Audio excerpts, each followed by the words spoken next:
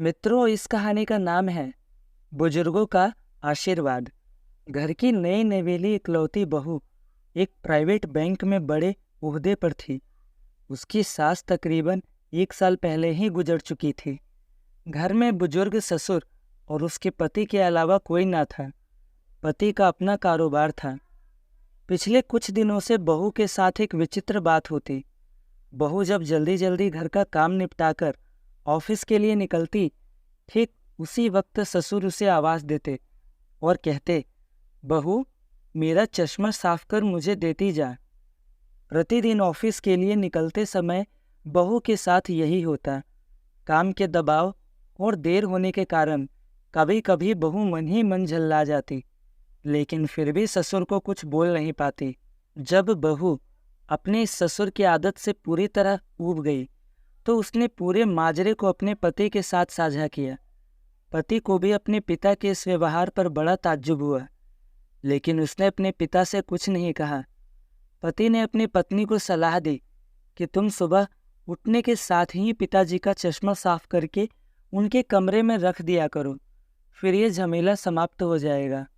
अगले दिन बहू ने ऐसा ही किया और अपने ससुर के चश्मों को सुबह अच्छी तरह से साफ करके उनके कमरे में रखाई। लेकिन फिर भी उस दिन वही घटना पुनः हुई और ऑफिस के लिए निकलने से ठीक पहले ससुर ने बहू को बुलाकर उसे चश्मा साफ करने के लिए कहा। बहू गुस्से में लाल हो गई, लेकिन उसके पास कोई चारा नहीं था। उसे ऑफिस के लिए देर हो रही थी।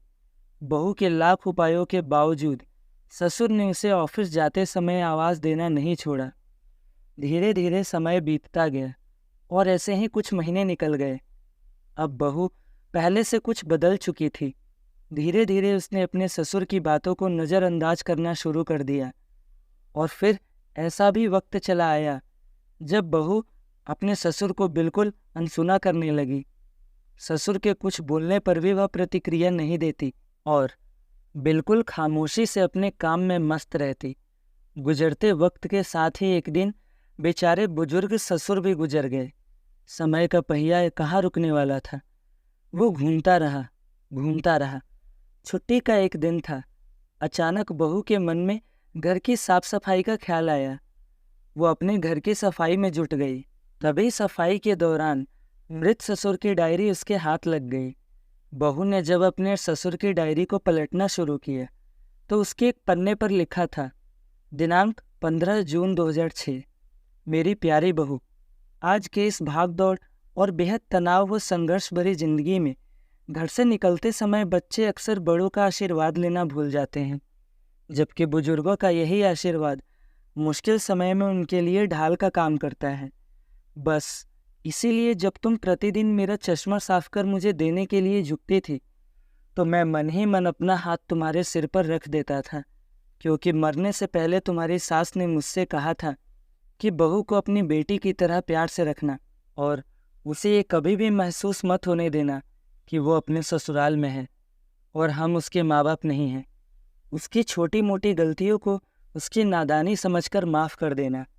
वैसे मैं रहूँ या ना रहूँ, मेरा आशीष सदा तुम्हारे साथ है बेटा। सदा खुश रहो। अपने ससुर की डायरी को पढ़कर बहू फूट फूट कर रोने लगी। आज उसके ससुर को गुजरे ठीक 17 साल से ज़्यादा समय बीत चुके हैं, लेकिन फिर भी वो रोज़ घर से बाहर निकलते समय अपने ससुर का चश्मा अच्छी तरह से साफ कर उनके टेबल पर रख दिया करती है, उनके अनदेखे हाथ से मिले आशीष की लालसा में। मित्रों, अक्सर हम जीवन में रिश्तों का महत्व महसूस नहीं कर पाते, चाहे वो किसी से भी हो, कैसा भी हो, और जब तक महसूस करते हैं तब तक वह हमसे बहुत दूर जा चुका होता है। इसीलिए प्रत्येक रिश्तों की अहमियत और उनकी भावनात्मक कद्र बेहद जरूरी है, अन्यथा ये जीवन व्यर्थ है।